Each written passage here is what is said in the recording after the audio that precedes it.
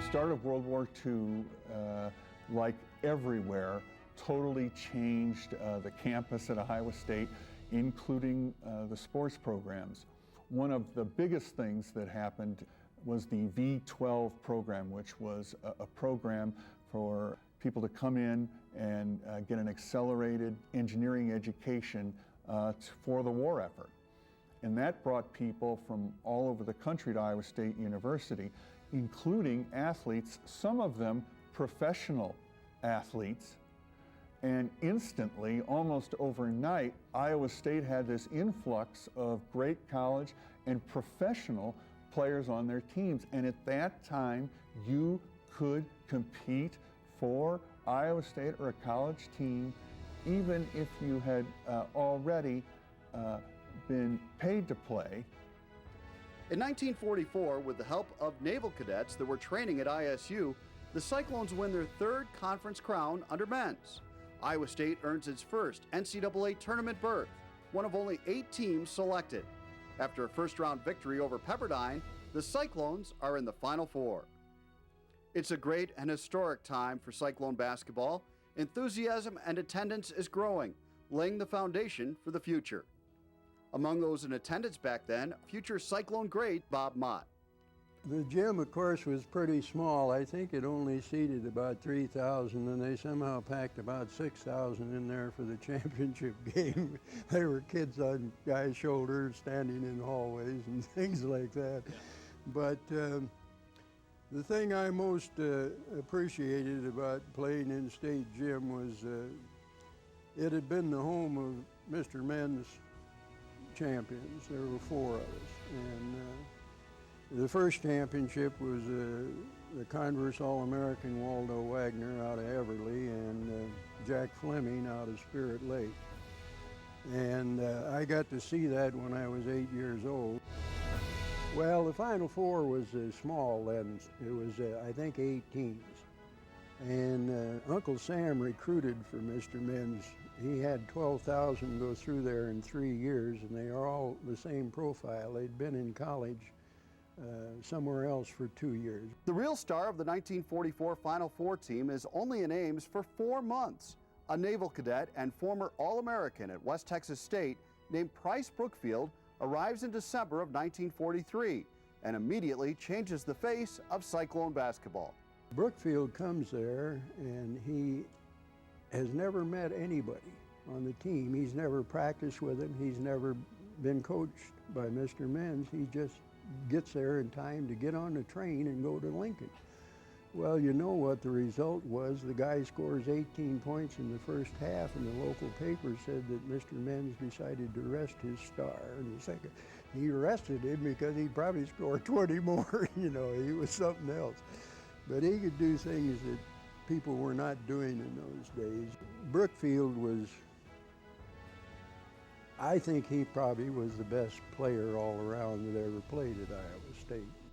Brookfield earns first team All Big Six honors and becomes the first Cyclone to play in the NBA. And while Brookfield only plays for 1 season in Ames, the tradition continues the following year with players like Jim Myers and a 17-year-old freshman named Bob Mott. Mr. Menz was a gifted man who made it all possible. I remember when practice started. That was scary, but here's 400 guys showed up for the A and B squads. And I was intimidated, so I figured, well, I'll be done the first cut. But he must have seen something because he kept me on, he kept working on me, and I always appreciated that because I don't take credit for it. I give it to him. If it hadn't have been for Mr. Menz, I would have never made it. He was a great guy. March 2nd, 1945. Iowa State is on the verge of back-to-back Big Six championships, with only a win over Kansas standing in the way. It was a game, and we needed to win it. And I remember Mr. Menz handed me the ball at halftime, said, lead him out. Mott not only leads the way out of the locker room at halftime, but leads Iowa State to a victory over Kansas, 63-39, and the Cyclones are champions again. And at just 17 years old, Bob Mott becomes the youngest player ever named first team all-conference, a record that still stands. I feel honored that I had the opportunity to play, and that's what I've already covered. I give that credit to Mr. Menz. I would have never made it if he hadn't insisted that I learn to play defense. And that's a legacy that I would try to pass on.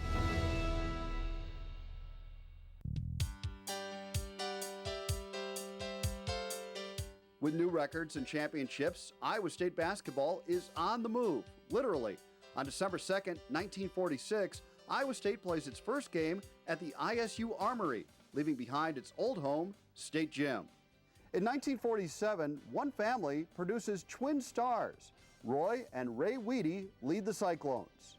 Ray is a two-time all-conference selection and the first Cyclone drafted into the NBA. But all is not bright in Cyclone country. Iowa State endures 6 straight losing seasons until coach Bill Stranagan arrives for the 1954-55 campaign and gets immediate help in turning the program around. A local legend from Roland, Iowa, named Gary Thompson, is about to become the newest Cyclone star. I had started watching Iowa State or listening to games on the radio back when the Weedy twins and Don Paulson, who was from Huxley, and some of those guys started about 46, 47. And then during high school, early high school days, we'd come down here and we could get in free if we waited till the second half because there wasn't very big crowds, and so we'd get in. When we had game night, we dressed in the State Gym. Both teams did. And then we loaded up on a city bus and they would bus us over to the Armory. Each team had a classroom that they went in and a chalkboard was in there. We'd go out to warm up and the floor was laid over a dirt floor at that time, portable floor. When we'd go in after warming up, you'd have to wash your hands up because your hands would be dirty from the dirt. And then in those days, we got $15 a month stipend from the athletic department, which was legal at that time. And my job, which I had to do, was sweep the State Gym and mop it down. And I would do that at noon hour. I'd run home, get a quick bite to eat, and I'd run over there and I'd sweep the gym on my way to class. And for that, I got my $15.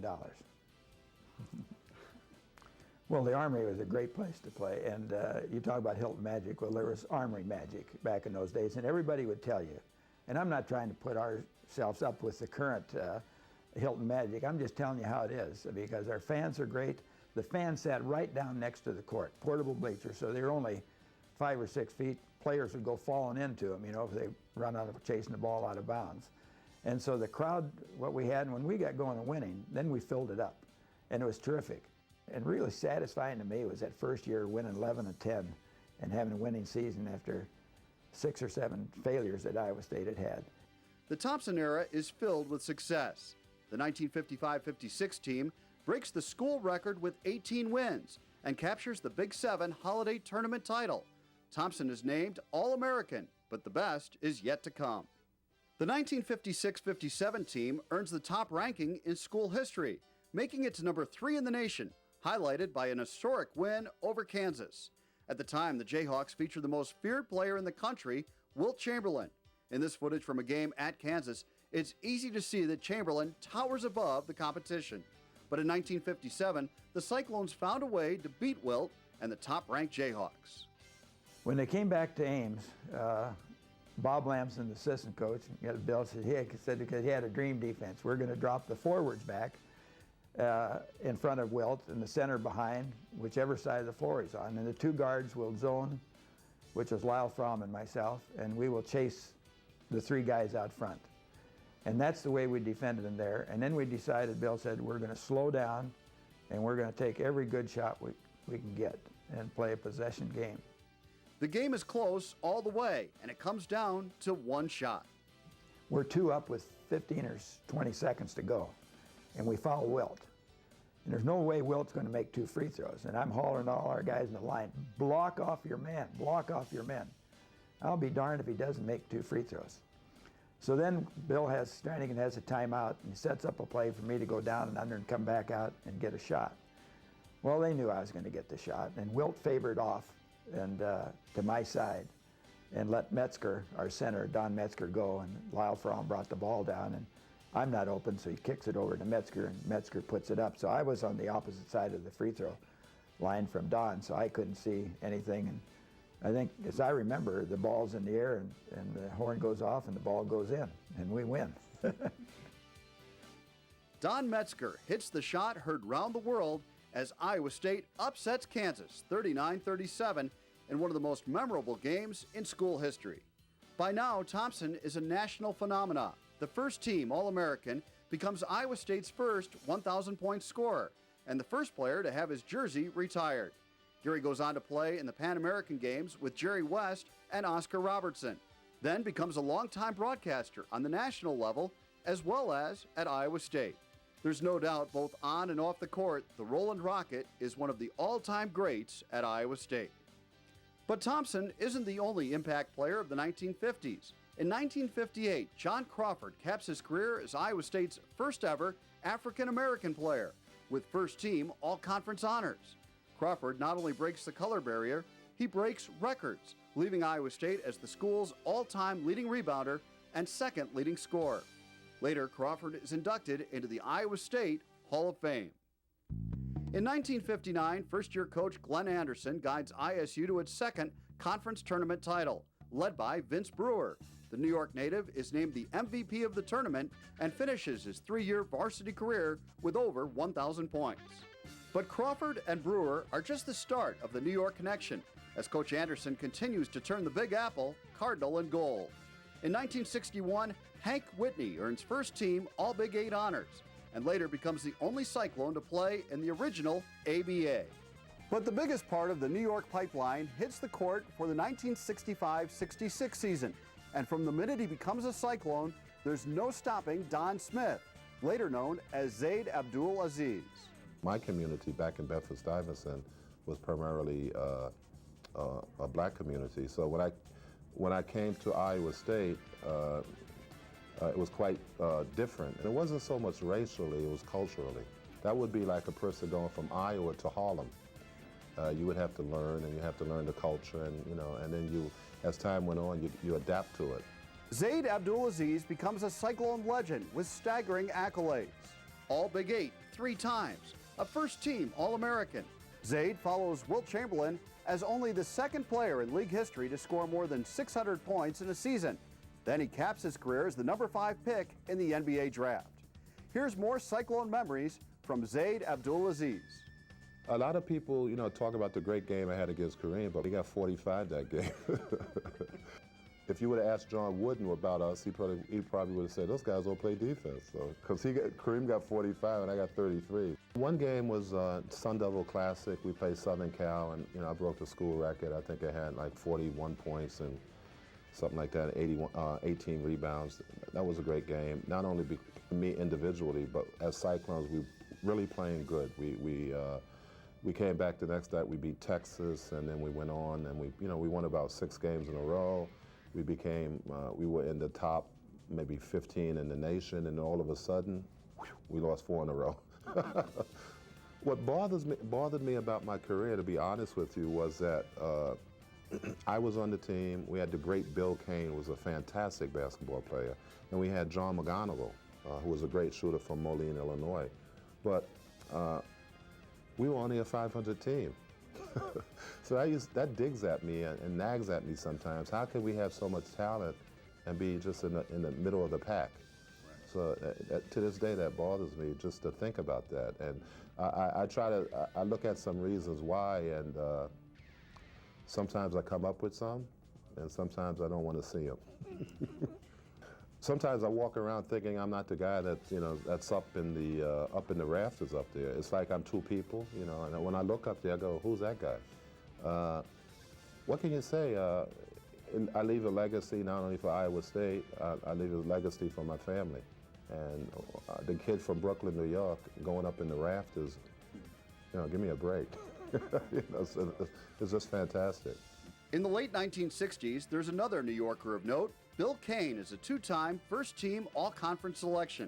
In 1969, Kane breaks the school record for rebounds in a season with 396, averaging an amazing 15.2 rebounds per game. Later, Bill Kane is inducted into the ISU Hall of Fame.